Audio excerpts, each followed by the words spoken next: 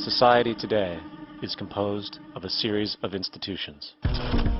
From political institutions, legal institutions, religious institutions, to institutions of social class, familial values, and occupational specialization.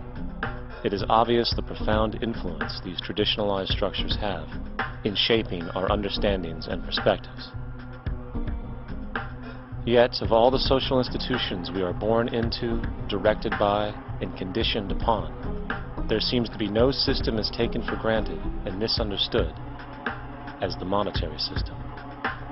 Taking on nearly religious proportions, the established monetary institution exists as one of the most unquestioned forms of faith there is.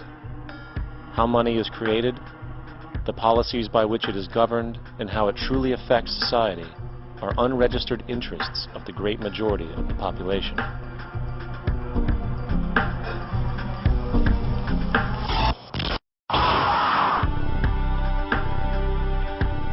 In a world where 1% of the population owns 40% of the planet's wealth, in a world where 34,000 children die every single day from poverty and preventable diseases, and where 50% of the world's population lives on less than $2 a day, one thing is clear: something is very wrong.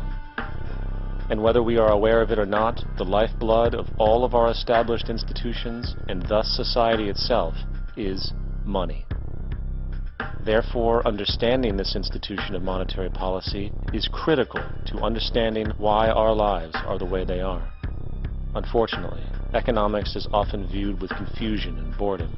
Endless streams of financial jargon coupled with intimidating mathematics quickly deters people from attempts at understanding it. However, the fact is, the complexity associated with the financial system is a mere mask, designed to conceal one of the most socially paralyzing structures humanity has ever endured.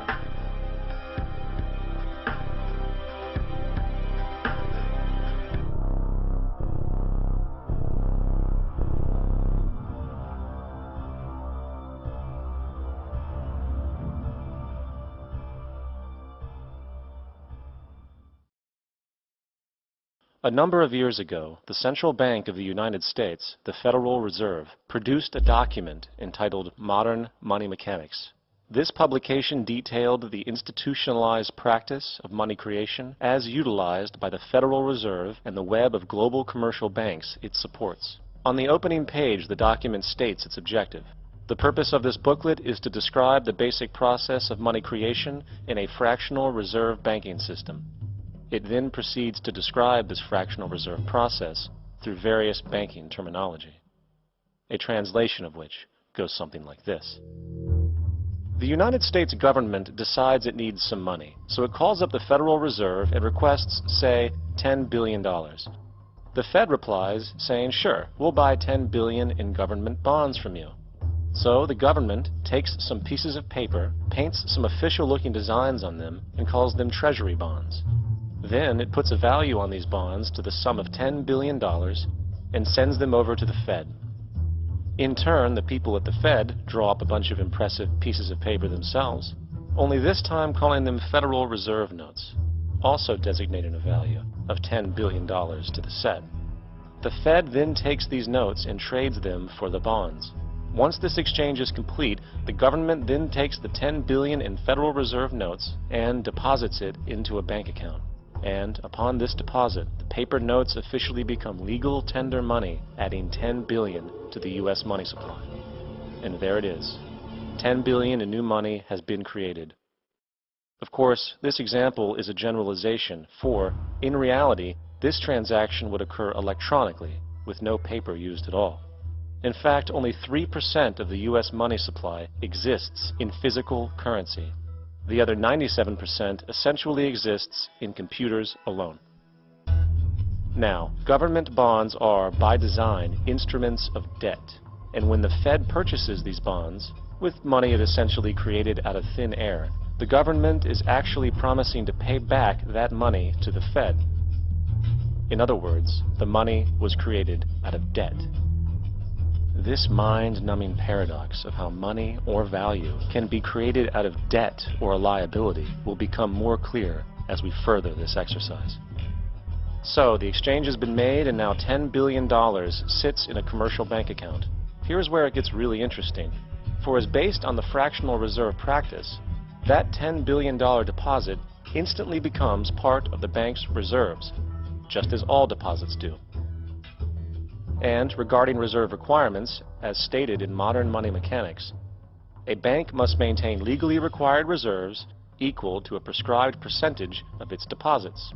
It then quantifies this by stating, under current regulations, the reserve requirement against most transaction accounts is 10%.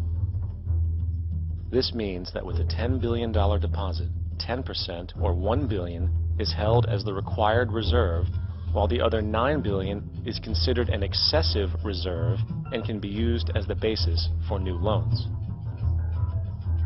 Now, it is logical to assume that this $9 billion is literally coming out of the existing $10 billion deposit. However, this is actually not the case. What really happens is that the $9 billion is simply created out of thin air on top of the existing $10 billion deposit. This is how the money supply is expanded. As stated in modern money mechanics, of course they, the banks, do not really pay out loans from the money they receive as deposits. If they did this, no additional money would be created. What they do when they make loans is to accept promissory notes, loan contracts, in exchange for credits, money, to the borrower's transaction accounts. In other words, the $9 billion can be created out of nothing simply because there is a demand for such a loan and that there is a $10 billion deposit to satisfy the reserve requirements. Now, let's assume that somebody walks into this bank and borrows the newly available $9 billion. They will then most likely take that money and deposit it into their own bank account. The process then repeats, for that deposit becomes part of the bank's reserves. 10% is isolated, and in turn 90% of the $9 billion, or $8.1 billion, is now available as newly created money for more loans. And, of course, that 8.1 can be loaned out and redeposited, creating an additional 7.2 billion, to 6.5 billion, to 5.9 billion, etc. This deposit money creation loan cycle can technically go on to infinity. The average mathematical result is that about $90 billion can be created on top of the original 10 billion. In other words, for every deposit that ever occurs in the banking system, about 9 times that amount can be created out of thin air. Money jitters? Ask the obliging Bank of America for a jar of soothing instant money, M-O-N-E-Y, in the form of a convenient personal loan. So, now that we understand how money is created by this fractional reserve banking system, a logical yet elusive question might come to mind. What is actually giving this newly created money value? The answer? The money that already exists. The new money essentially steals value from the existing money supply. For the total pool of money is being increased irrespective to demand for goods and services. And as supply and demand finds equilibrium, prices rise, diminishing the purchasing power of each individual dollar. This is generally referred to as inflation, and inflation is essentially a hidden tax on the public. What is the advice that you generally get? And that is, inflate the currency. They don't say debase the currency. They don't say devalue the currency. They don't say cheat the people who are saved. They say lower the interest rates. The real deception is when we distort the value of money. When we create money out of thin air, we have no savings, and yet there's so-called capital. So my question boils down to this: how in the world can we expect to solve the problems of inflation, that is, the increase in the supply of money, with more inflation? Of course, it can't. The fractional reserve system of monetary expansion is inherently inflationary. For the act of expanding the money supply without there being a proportional expansion of goods and services in the economy will always debase a currency. In fact, a quick glance at the historical values of the US dollar versus the money supply reflects this point definitively, for the inverse relationship is obvious. $1 in 1913 required $21.60 in 2007 to match value. That is a 96% devaluation since the Federal Reserve came into existence. Now, if this reality of inherent and perpetual inflation seems absurd and economically self-defeating, hold that thought, for absurdity is an understatement in regard to how our financial system really operates. For in our financial system, money is debt, and debt is money. Here is a chart of the U.S. money supply from 1950 to 2006. Here is a chart of the U.S. national debt for the same period. How interesting it is that the trends are virtually the same. For the more money there is, the more debt there is. The more debt there is, the more money there is.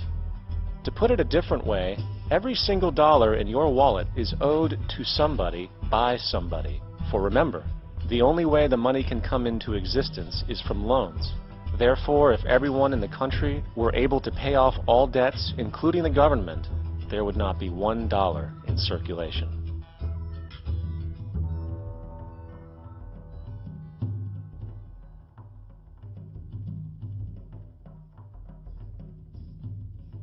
In fact, the last time in American history the national debt was completely paid off was in 1835, after President Andrew Jackson shut down the central bank that preceded the Federal Reserve. In fact, Jackson's entire political platform essentially revolved around his commitment to shut down the central bank, stating at one point, "The bold efforts the present bank has made to control the government are but premonitions of the fate that awaits the American people, should they be deluded into a perpetuation of this institution or the establishment of another like it." Unfortunately, his message was short-lived, and the international bankers succeeded to install another central bank in 1913, the Federal Reserve. And as long as this institution exists, perpetual debt is guaranteed. Now, so far we have discussed the reality that money is created out of debt, through loans. These loans are based on a bank's reserves, and reserves are derived from deposits. And through this fractional reserve system, any one deposit can create 9 times its original value, in turn debasing the existing money supply, raising prices in society. And since all this money is created out of debt and circulated randomly through commerce, people become detached from their original debt, and a disequilibrium exists, where people are forced to compete for labor in order to pull enough money out of the money supply to cover their costs of living. As dysfunctional and backwards as all of this might seem, there is still one thing we have omitted from this equation. And it is this element of the structure which reveals the truly fraudulent nature of the system itself: the application of interest. When the government borrows money from the Fed, or when a person borrows money from a bank, it almost always has to be paid back with accrued interest. In other words, almost every single dollar that exists must be eventually returned to a bank with interest paid as well. But if all money is borrowed from the central bank and is expanded by commercial banks through loans, only what would be referred to as the principal is being created in the money supply. So then, where is the money to cover all of the interest that is charged? Nowhere. It doesn't exist. The ramifications of this are staggering, for the amount of money owed back to the banks will always exceed the amount of money that is available in circulation. This is why inflation is a constant in the economy, for new money is always needed to help cover the perpetual deficit built into the system, caused by the need to pay the interest. What this also means is that mathematically, defaults and bankruptcy are literally built into the system, and there will always be poor pockets of society that get the short end of the stick. An analogy would be a game of musical chairs, for once the music stops, somebody is left out to dry. And that's the point. It invariably transfers true wealth from the individual to the banks. For if you are unable to pay for your mortgage, they will take your property. This is particularly enraging when you realize that not only is such a default inevitable due to the fractional reserve practice, but also because of the fact that the money that the bank loaned to you didn't even legally exist in the first place. In 1969, there was a Minnesota court case involving a man named Jerome Daly, who was challenging the foreclosure of his home by the bank which provided the loan to purchase it. His argument was that the mortgage contract required both parties, being he and the bank, each put up a legitimate form of property for the exchange. In legal language, this is called consideration.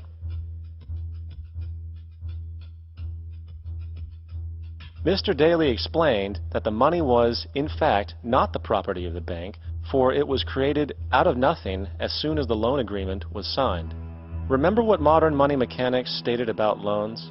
What they do when they make loans is to accept promissory notes in exchange for credits. Reserves are unchanged by the loan transactions, but deposit credits constitute new additions to the total deposits of the banking system. In other words, the money doesn't come out of their existing assets. The bank is simply inventing it, putting up nothing of its own, except for a theoretical liability on paper. As the court case progressed, the bank's president, Mr. Morgan, took the stand, and in the judge's personal memorandum, he recalled that the plaintiff, bank's president, admitted that, in combination with the Federal Reserve Bank, did create the money and credit upon its books by bookkeeping entry. The money and credit first came into existence when they created it. Mr. Morgan admitted that no United States law or statute existed which gave him the right to do this. A lawful consideration must exist and be tendered to support the note. The jury found that there was no lawful consideration, and I agree. He also poetically added, "Only God can create something of value out of nothing." And upon this revelation, the court rejected the bank's claim for foreclosure, and Daly kept his home. The implications of this court decision are immense. For every time you borrow money from a bank, whether it is a mortgage loan or a credit card charge, the money given to you is not only counterfeit, it is an illegitimate form of consideration, and hence voids the contract to repay, for the bank never had the money as property to begin with. Unfortunately, such legal realizations are suppressed and ignored, and the game of perpetual wealth transfer and perpetual debt continues. And this brings us to the ultimate question: why? During the American Civil War, President Lincoln bypassed the high-interest loans offered by the European banks and decided to do what the Founding Fathers advocated, which was to create an independent and inherently debt-free currency. It was called the greenback. Shortly after this measure was taken, an internal document circulated between private British and American banking interests stated, "Slavery is but the owning of labor and carries with it the care of laborers, while the European plan is that capital shall control labor by controlling wages. This can be done by controlling the money. It will not do to allow the greenback, as we cannot control that." The fractional reserve policy perpetrated by the Federal Reserve, which has spread in practice to the great majority of banks in the world, is, in fact, a system of modern slavery. Think about it. Money is created out of debt. And what do people do when they are in debt? They submit to employment to pay it off. But if money can only be created out of loans, how can society ever be debt-free? It can't. And that's the point. And it is the fear of losing assets coupled with the struggle to keep up with the perpetual debt and inflation inherent in the system, compounded by the inescapable scarcity within the money supply itself, created by the interest that can never be repaid, that keeps the wage slave in line, running on the hamster wheel with millions of others, in effect powering an empire that truly benefits only the elite at the top of the pyramid. For, at the end of the day, who are you really working for? The banks. Money is created in a bank and invariably ends up in a bank. They are the true masters, along with the corporations and governments they support. Physical slavery requires people to be housed and fed. Economic slavery requires people to feed and house themselves. It is one of the most ingenious scams for social manipulation ever created, and at its core, it is an invisible war against the population. Debt is the weapon used to conquer and enslave societies, and interest is its prime ammunition. And as the majority walks around oblivious to this reality, the banks, in collusion with governments and corporations, continue to perfect and expand their tactics of economic warfare, spawning new bases, such as the World Bank and International Monetary Fund.